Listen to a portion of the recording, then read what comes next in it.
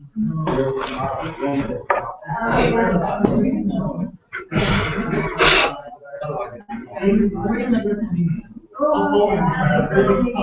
go ahead and get started. While I interrupt everybody for their wonderful conversations they're having. We're networking. I don't even want to take on this. You don't picture, by the way. Thank you. All right, so SQL Server User meetings. That doesn't mean everybody's here for it. I host like 5 a week, so I'm just trying to make sure that I'm in the right place. You're doing a good job. Okay, announcements, things coming up. Everybody got the new newsletter, right? You got an email this morning about 8 o'clock saying reminder of today's meeting. I see mostly headlines. If you didn't get this, go out to slcsql.com and there's a submission form right there. It's our new newsletter. That's all we're going to use. You don't have to register for the site anymore. You don't have to be approved. You don't have to do any of that. You just sign up for the newsletter. That's it. You won't get too many newsletters from us. You'll get a couple every month telling you about these meetings and a few other upcoming events. But we want to move entirely to the newsletter, and that website will go away very soon. We'll put up something else that has lists of events, but we're not going to really have you register or anything like that anymore. It'll all be done through the newsletter. It's much simpler. It's much easier. Okay. So if you haven't, slcsql.com is where you go and register. Upcoming events. The air quality competition is still going on. We're in about week 5. We're doing really well. There's lots of great presentations and content out there. If you go out to the bigdatautah.org website, you'll find all the information you need there. Okay? Competition doesn't start until August. Right now, we're just working on data and cooperating and getting data. So it's a great chance if you want to learn about new data technologies or want to work with data, this is your chance to play with some really fun data. I almost have the Department of Health data from the state. Should be hopefully this week. So there'll be a lot of fun stuff inside there. Upcoming events. October 25th. Everybody should have that on their calendar. October 25th is the Big Mountain Data and SQL Saturday event. This is a one-day training event all about SQL Server, big data, Hadoop, NoSQL, the whole 9 yards. We're going to be at the University of Utah. We're planning 10 tracks this year. That's about twice the size that we had last year. And we're going to have a lot of presenters, a lot of great topics. So it's going to be you don't want to miss this event on October 25th. Okay? Any other announcements? Anybody have any job positions they'd like to announce that are in the community right now? Nobody's hiring. Wow. It is the middle of summer. I understand. You're hiring? Web developers. Web developers? Awesome. Any web developers out there? Anybody know any web developers? See the gentleman right here. Yes. Everybody needs a DBA. Well, Zachary needs a DBA. You have one sitting next to you. Yeah. She just left Alberti.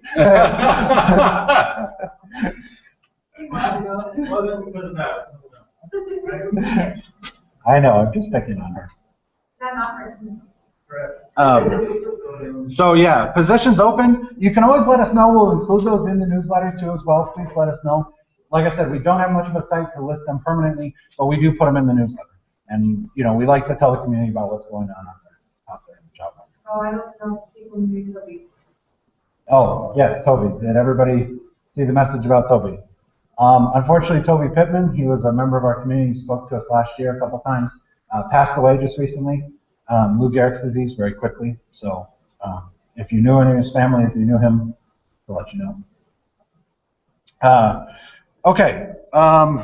Other things coming up. Let's do quick introductions of everybody, and then we'll get started with Will, and then we'll have Ankit come on after that. There will be a brief interlude in between because I got to switch out Google Hangout and everything. We are broadcasting this live and recording it, so if you want to watch it later on, you'll be able to, but that'll get you started. Ankit, I'm not going to start with you because you'll introduce yourself then. Start right here. Just who you are, what you do. Yeah, I work for a company called Simpson. We do voice and web development. Yeah. Database coding, web development. Awesome. David Williamson. I work for Utah State Office of Vocational Rehabilitation. Cool. I do some database work. Okay.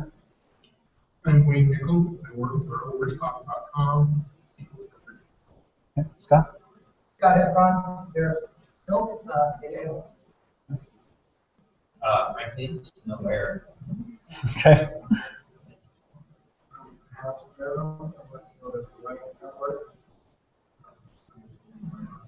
Cool. Brian Crowe, DBA for the Google Drive. Fair. Darrell Henderson, anything built for Hi, I'm Andrea Albright, we're at SQL Online, and I work for Campus Real Estate. There's some medical license, SQL database, or Sam Jones, DBA over at Austin Education. Mike Thompson, DBA, Office of Education. CJ Gab, I'm data analyst at Skipper. I'm the manager of Miami or Investigation at SQL Services. I'm James Dye, I work for Beneficial Financial Services, DBA. My name is Dan Dye, I work with Progressive Financial. Awesome. Okay, so like I said, we'll take a quick break in between this, but I'll let Will get started. Make sure everything's set. I think so. Go ahead, Will. Hi, as you can see, my name is Willis Godwin. I work at Allegiance with Pat. I'm Pat's whipping boy. So he turns to me and cracks the whip, and I've got to learn a lot of stuff already. I've only been there for a month. Back this opportunity. Anyway, what I'd like to talk to you today about is query tuning. You know, it may seem like the simplest thing to do to some people, and other people, they look at a SQL query and they say, you know, hey, look, it looks like it works. Okay, it's not just that we're getting data. It's what is this doing to our server when we run it? Okay, typically a software engineer, it's no fault of theirs. We'll write a query that does, you know, left outer going to the table in the database. Then recursives through using a cursor of some sort to spit out some random bit of data. What we have to do as DBAs is teach them a better way to write queries and teach them that we're not going to be doing row by hacking operating. So first thing I'd like to go through here. An actual slideshow.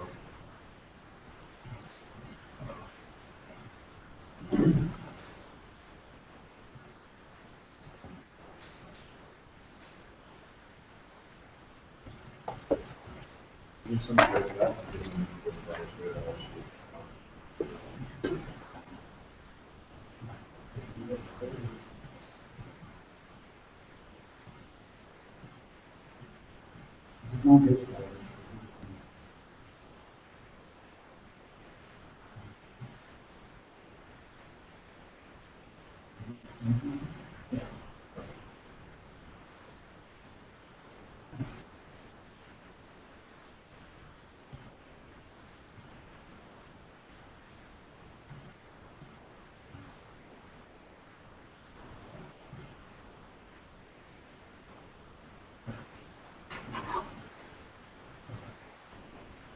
All right, so a little bit of an overview before we get started. The first thing on the list should have been, what is the purpose of the query? I always have to understand what somebody's trying to do with the data. I see a lot of queries where somebody's calling a stored procedure inside of the stored procedure to get 4 million rows and then completely filter down to nothing. And I can't tell you how long I've stared at code like that.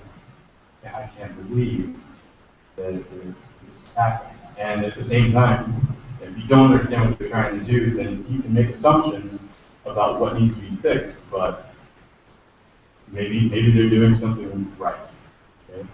So the first thing you need to understand is the purpose of a query you're looking at. It's running slow, and maybe there's something you can do to make a quick change, slight change to it to make it work better.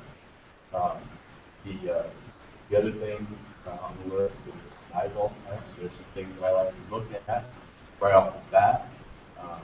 Look at a query, and there's some things always that you can pinpoint to say, yeah, that's got to go, that's got to go, that's got to go, that. Okay. We're going to talk about sys.io and time. A lot of times when you set those features on, it can give you a good idea as to, you know, get missing in there. So very high numbers. And you can easily tell that probably the index on this table and that. We're going to examine the query execution plan. And in doing that, it's going to be very brief. Obviously, we've only got 30 minutes and it's probably even shorter.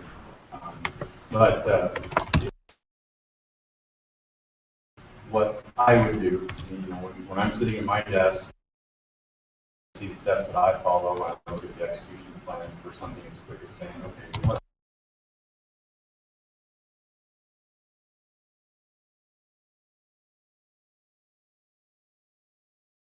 we're actually going to evaluate this in. So first on the list is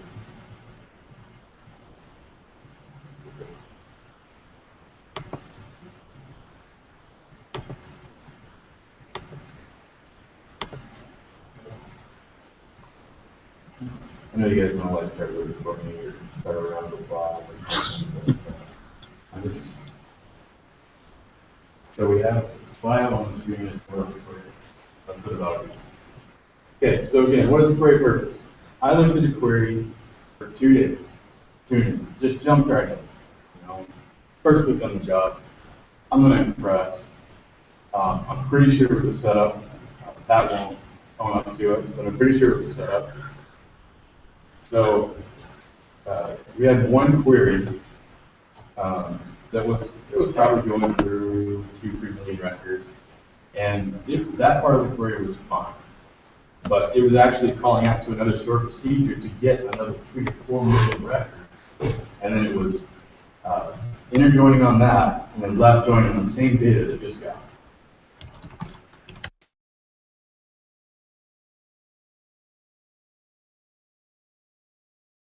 So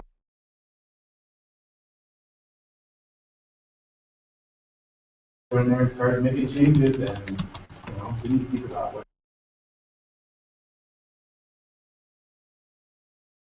all we really wanted was count custom records. And the sprop that they were following to get the additional 3 million, 4 million records they were joined to wasn't needed at all. At all. And I just read right through it because I thought, I'm a master. I can do this. I can go to SQL. Okay.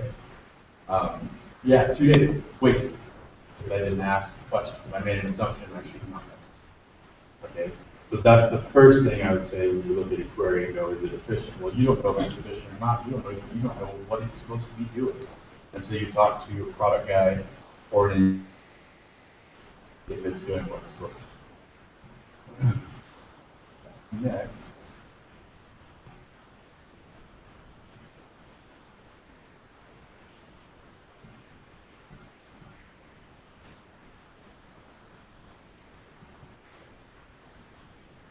Examples. That's fine. Okay.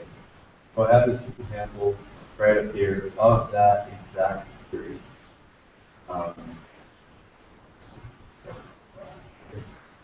This was the parent.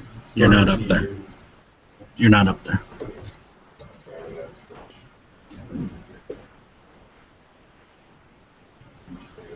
It's saying online that the audio keeps on looking in now.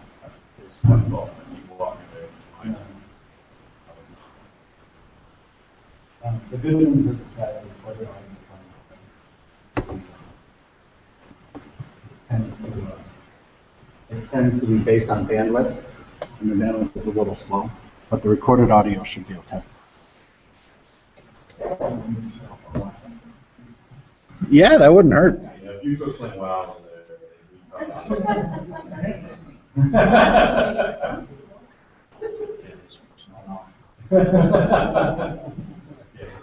All right, I'll so here's the original. No, there's not. The original query is not okay. Oh yeah, you got to move it to the other screen. Sorry. You know what? Just switch yours to duplicate instead of extend. And you'll have that.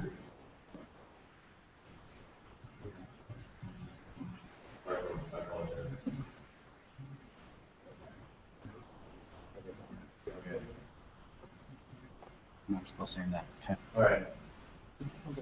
So Yeah, I was thinking. this is the original query. I stripped out the create procedure piece of it. Nice, pretty SQL code. And here's the part that I skipped over, thinking, no big deal. Let's just call on store procedure. Gonna get some data. Should be fine.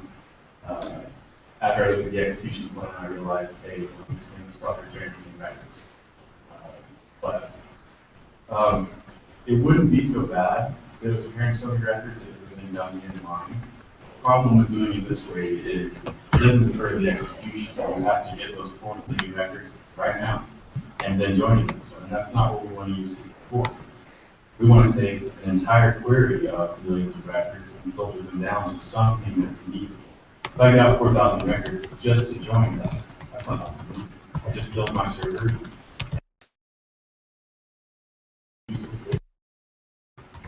Okay. So the instance where I passed it, started tuning everything else, started looking out, there's a correlated subquery here, there's probably missing a join there. It ended up being a learning lesson.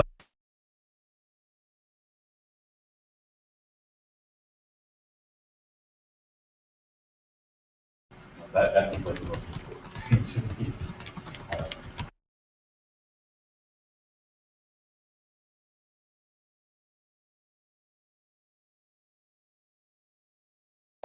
It called this and ran some cases, created some text to map the numbers here. Just basic stuff. But it wasn't filtering hardly at all. It was filtering, literally it was filtering on the max date and the min date, giving every record in your table. And that's about it. Then that was created on. So it was greater than some. But we'll see this a lot. They'll actually graph every single record. So we can't have something like this out there, a procedure like this out there that executes and doesn't filter down, it just turns 4 million records. That's moving on. Let's see if I can get this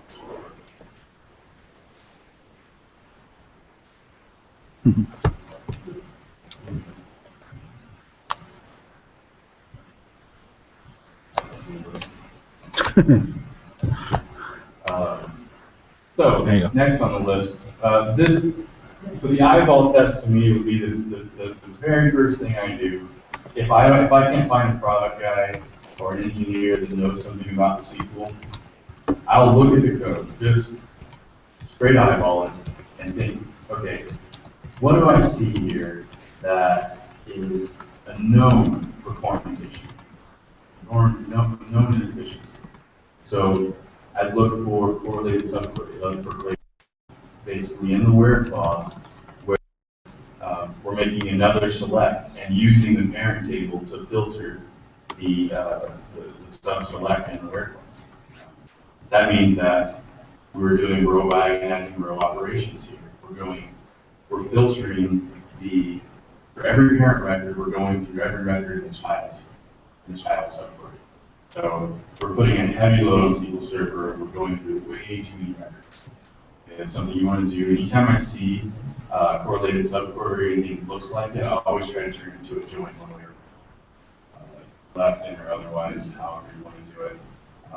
It's always a good step to take. Left outer joins, there's nothing joins using them, but when I'm just doing a left outer join, to get one field and that field is only present, let's say 30% of the time, maybe there's something else we can do from a development standpoint that makes it so I have to left outer join on.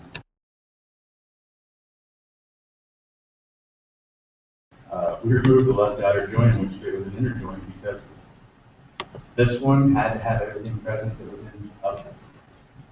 It was just that I think the person that wrote it didn't understand that, hey, we can't just pull back everything. That's not acceptable. So, they left outer joins in every place. But I would go up here and say don't use them. Okay, negative operators, anything that says not in or you see a greater than less than, any negative operators, of course. And QA started when I started the presentation. So if you come across something I say that you feel is inaccurate, I would love to learn. It's the only way this will get better. But every time we have a not statement, it literally has to go through the entire out. Hey, well, I'm not.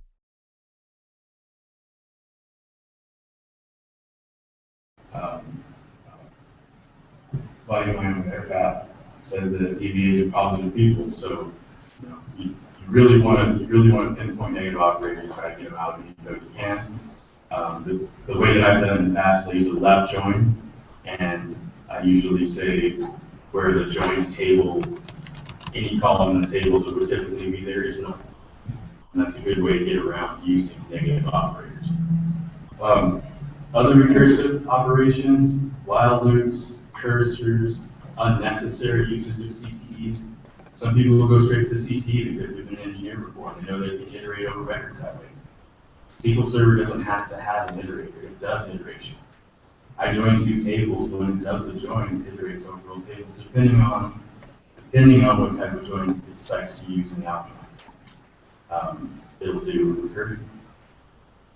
So it doesn't need to have explicit use of loops, cursors, and CTEs. There's special occasions for them.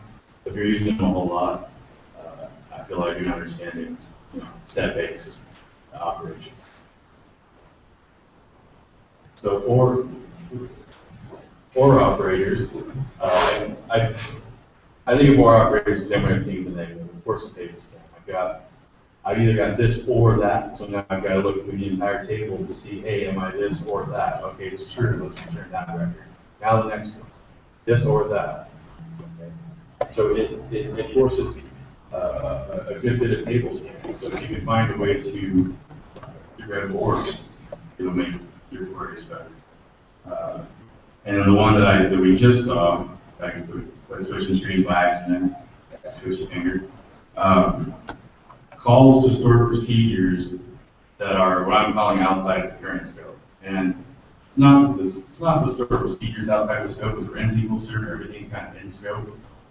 But when I call out to another stored procedure to get more data that's outside the scope of the current query, maybe I should just do that inside of the current scope. This isn't coding in C# or Python. I'm not trying to. There's a good bit of reuse that can be done, but you don't want to do reuse that way. You don't want to call stored procedures to pull more data into what you're doing. You want to do all of your filtering as much as you can, and SQL Server handles that much better. It's not taking 4 million records that you just got and going, okay, I'll join those. It's actually applying the entire filter to the overall SQL. So it's doing a little bit of deferred execution. So your query will run faster and you won't put as much of a load on your server. Next, examples of some of these.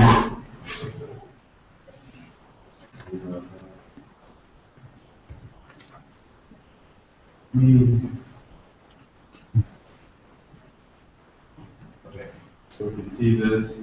I'm just going to briefly go through some recursive operations so that everybody knows what they're looking for when they go looking for recursive operations and correlated subquery. Over here. Let's see. Cursor, while loop. Let's start with the correlated subquery. Just for recognition, you can see here, hopefully everybody can see that highlighted text there. I've got a where exists, and then I've got another select that's filtering using the parent query. So it's going to have to go through both queries, going to have to iterate for every row, make this select single word. Okay, so that'll cost you some time, that'll cost you some extra scans. I try to, you really want to stay away from it. I try to use joins wherever possible. So these are things that you want to look out for and try to suggest that people remove from their code. Next, we'll look at some of the recursive functions. I don't have an example CTE in here. if you haven't used one, go look up common table expressions. I apologize for the acronym. Go look up. It's very performant, but they have their place. Definitely have their place. So here is our example of recursive, and it's doing what it's doing is it's going to grab all the records from 2007 July 15th up through 2008 July 31st. And I've got another query that's part of the cursor that grabs all the records from 2008 July 15th to the 31st. Now what this will do is it's going to filter out row by row all the records that you would typically join and say, hey, I'm going to include these. I'm just showing you this because I've seen this. I've literally seen this recursive operations in SQL because from an engineer standpoint, I'm using for loops all the time. I'm using a while loop all the time, for each. Right? They're used to this. This syntax makes sense. Step-based doesn't. Okay, so you can see that in a cursor for fetch. Use some keywords you can look for cursor use. I'm going to explain the statistics stuff in just a moment. But if we run this, it may crash my computer. That's how unperformant it actually is. Hey, it did this time. Good. It did last night. I had to kill it. But you can see that it has to do some recursion because you can see some of the same scan and reads multiple times. Okay. So now on to the use of a while loop. On the while loop, it's not.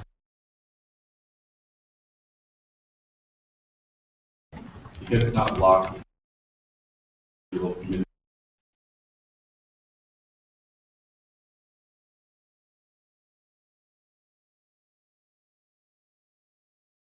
using this to filter small amount of iterations.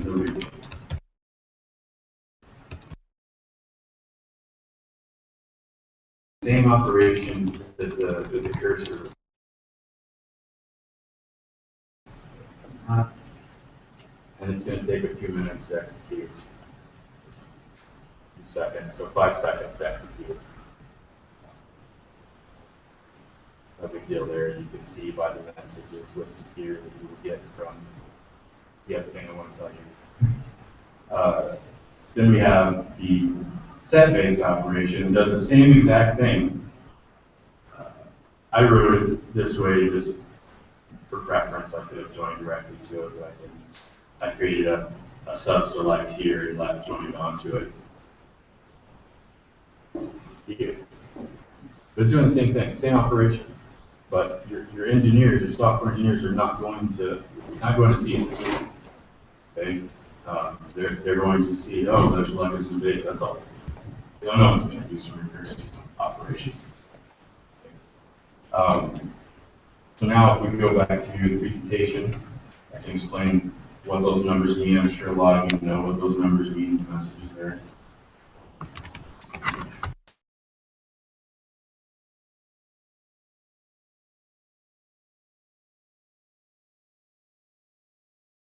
Do that. I'll blow it up.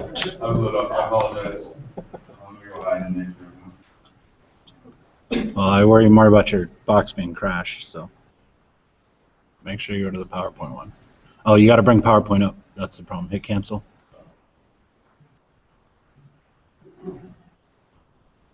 And you have to, that's the issue with Google Hangout. It has to be actually, there you go. Now Alt-tab back to the other thing that you had. There. And now you can share. Stupid Google. Right there.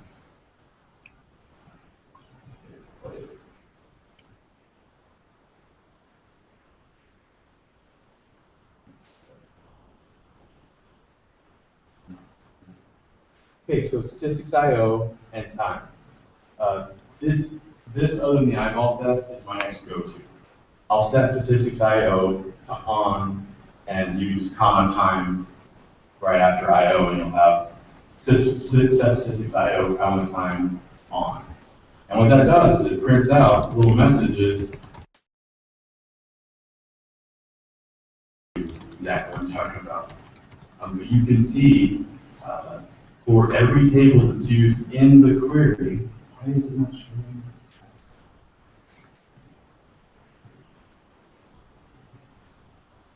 It shows it in Hangouts. Which one's coming up? So it's not showing that slide.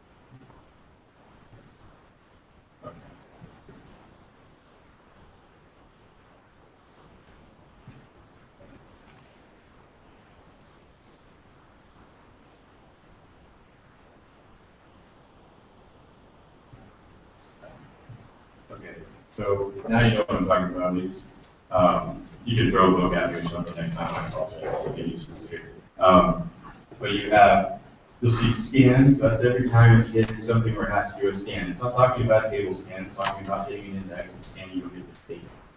So, I look at this, and anytime the scan number is really high, typically what I'm used to seeing is nothing higher than 3, maybe 5. It varies. If it's a huge query, you're going to see a lot of scans. Okay, it doesn't mean that you're missing indexes necessarily. Now, the next thing down logical reads, you definitely want to pay attention to this. This is actually drawing outside of your cache here, so it's going to be eating into your available memory in this logic. So if the number is too high there, or too high in scans, or both, you're probably missing an index. And I'll show you an example of that just after this slide, so you can see what I'm talking about. The rest of these, obviously, physical reads, that's reads from disk. We've got problems for doing a lot of reads from disk. That's not reading from a cache. So if that number's high, you've got bigger problems that you've got to investigate. Where you're probably low on CPU, RAM, mainly your server's probably underperforming one way or another, or you're just getting blitzed. Okay. So I'll show a little bit about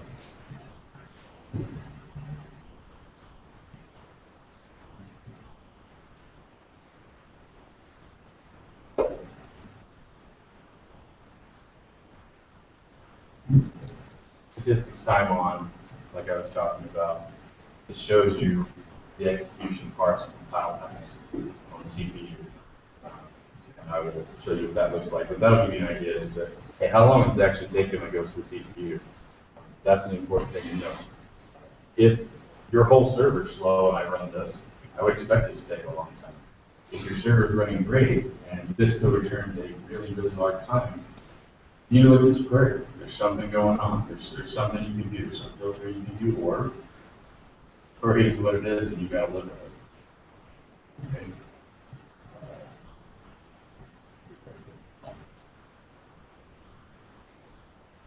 Examples. Okay, so I have some examples of using statistics IO and time.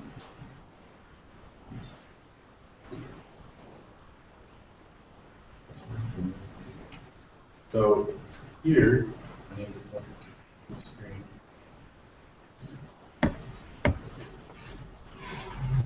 Not you. And we got it down here.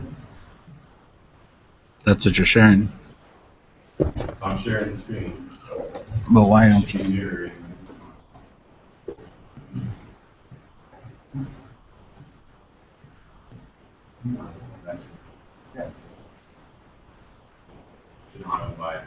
how good the resolution looked on my screen.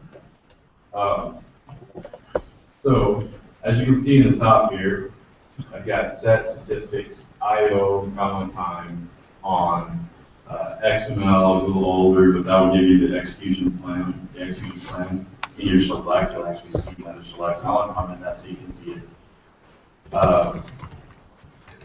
I typically just come up here and click the execution plan button or I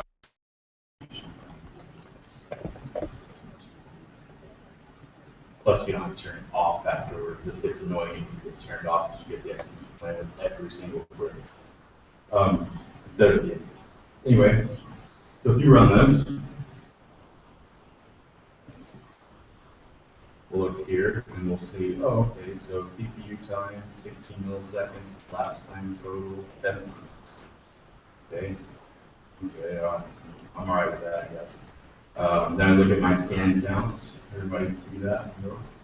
Look at my scan counts and my logical reads.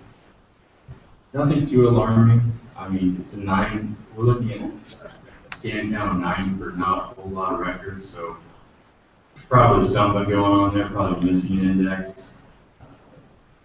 We will look into that when we do the execution plan to make sure we're not. But this is where you would see, okay, if these two numbers were extremely high, the sky's falling. Okay, so look at that table and look at what fields you're actually joining on and using to find out, hey, yeah, I'm missing an index. I'm going to index on the entire table out. I'm going to have a cluster coming. This is a good place to go. It's a good start before you really learn how to use the execution. So you go ahead and mark there.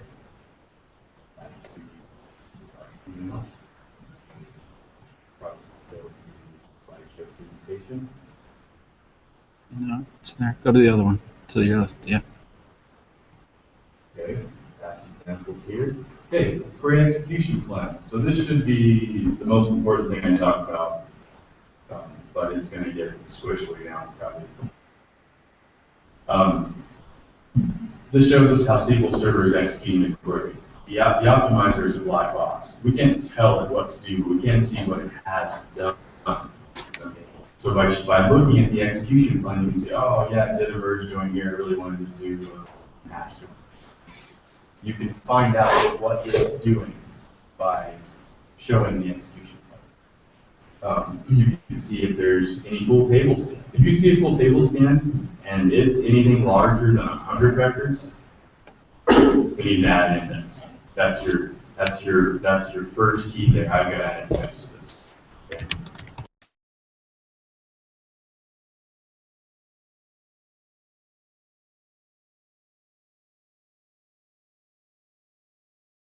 How you're accessing this table, so what index do I need to access this table in a better, more efficient way?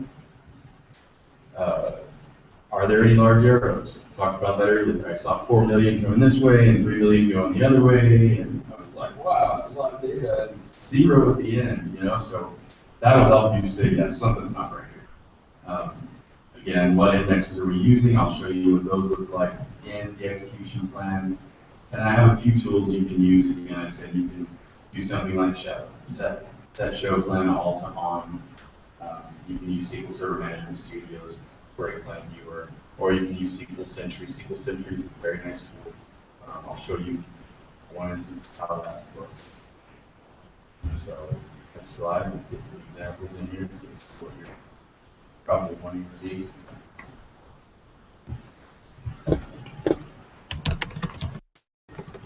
Switch them back. Studio. All right. So we're looking at execution plans. So I've got the execution plan turned on here. And if I run this, I've got another little tab over there to the right that shows the execution plan. If I click that, this is sort of ugly. It scrolls all the way out, and there's like 5 million tables. It just looks like things in Word. You've probably seen it, but it'll infinitely go vertical and infinitely go horizontal. You can't see the whole picture. It doesn't break it down for you very well. So typically what I do is use SQL Sentry Plan Explorer. It'll pop up here, and it's much more color-coded. In the middle here, I can see red and yellow. I can see what where most of the time is being spent. And red does not mean that's something I have to fix, it just means that's where most of the time is being spent. Okay. So when I'm looking at this execution plan, I'm looking at, okay, here's the two indexes we're using for this. Okay.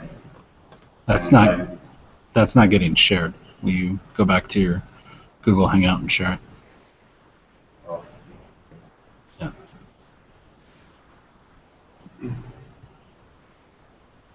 This is a free tool for SQL Center. Correct. Oh yeah, this is free. That's free. That's downloaded and it goes around. No big deal. That looks So, good. Do you see it? Yep. Okay. So what I'm looking at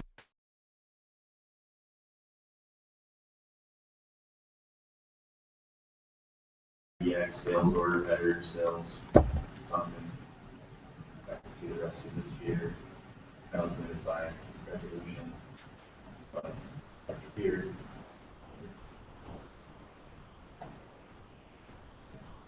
So if you had multiple statements in here, it would list them just one by one, just write one under the other, and you can see where most of your execution and I/O is happening. You can pinpoint that, go directly to it, and go, oh yeah, I've got 4 key lookups in this one query. This is a very nice tool. I use it every day for this kind of thing. But anyway, I really want to show this so that we can see, hey, look, it's using indexes. I can see the 2 index scans. You cannot really view the indexes in this without paying for their version. So what I do is go back to SQL Server. So let me not switch the screen back here.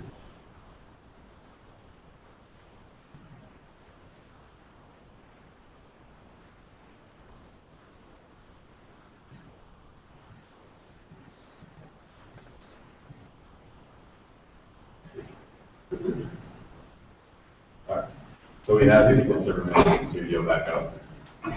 So when I'm looking at these indexes, if I just click on one, hover over it, I can see, all right, here's the name of the object, nice long name, but nice descriptive, I'm pretty sure I've got it.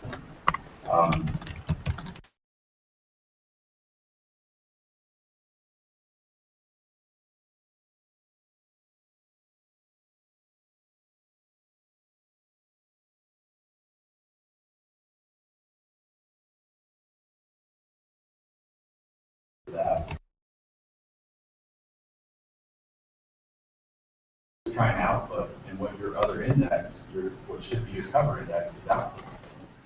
And you can use the output list from one and apply it to the second one if it makes sense. If it doesn't always make sense, you can always create a cover. It's nice too, but if the queries to perform poorly if you start changing.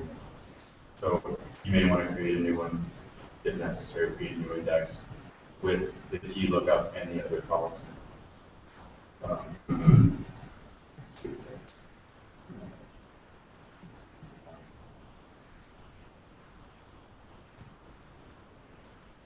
So I wanted to draw your attention, the last part of the execution plan, to these arrows. And these are the sizing of the arrows I was talking about. I saved a really large one on my desktop here. Let me see if I can pull it up.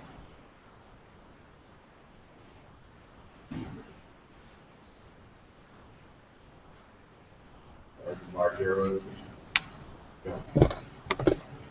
Oh yeah. So look, this is what I'm talking about. But huge arrows. That's 2 records. Okay.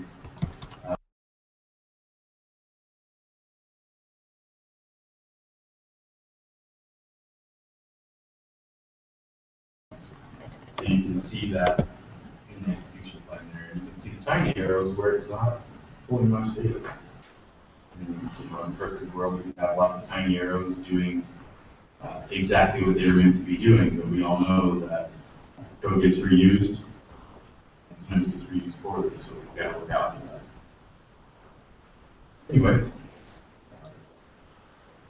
so the execution plan, if you are in fact missing an index, haven't dropped it yet.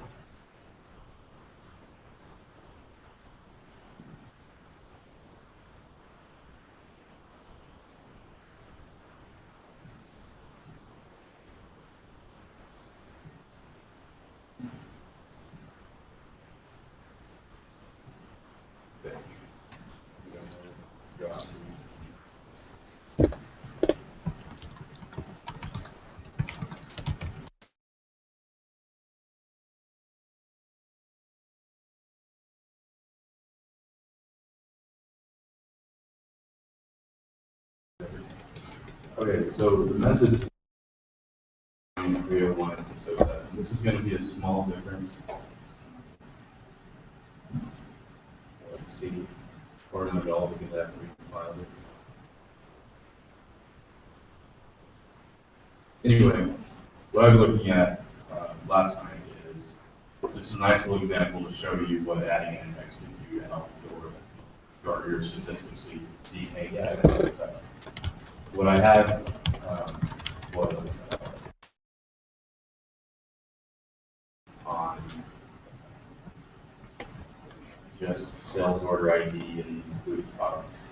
And our logical time, or our logical reads, went from somewhere over 3,000 down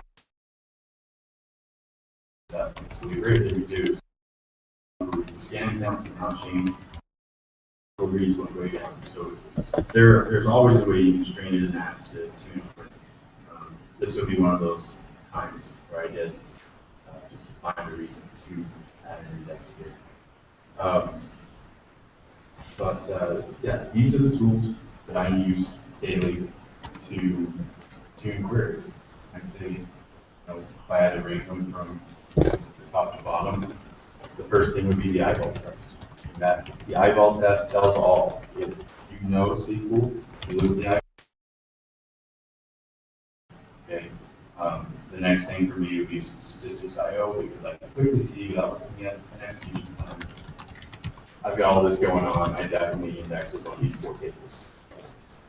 And then, last, when I really need to deep dive into what the query is doing, I get the execution plan and look through it, and I see what a big arrow showing me, what index am I using, do I have any table scans, those kind of things.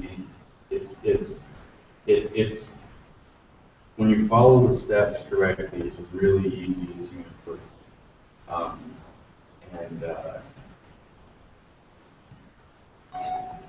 Yeah. Yeah, these are the things I use every day in my job to take a query that somebody says is running efficiently, slowly, poorly, and I can tune it up.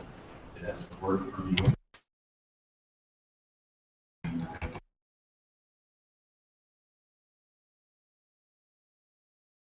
You'll know one query that, yeah, it's going to return records that there's nothing besides React. So hopefully some of these things will help some of you in here. I'm going to expand on this. I'd like to move into talking, not today, but I'd like to add to this, including more about indexing, proper indexing, ways that you can use indexes to speed up queries and speed up performance under overall search. So hopefully, when that time comes, you guys see the rest of that presentation. I think. Thanks.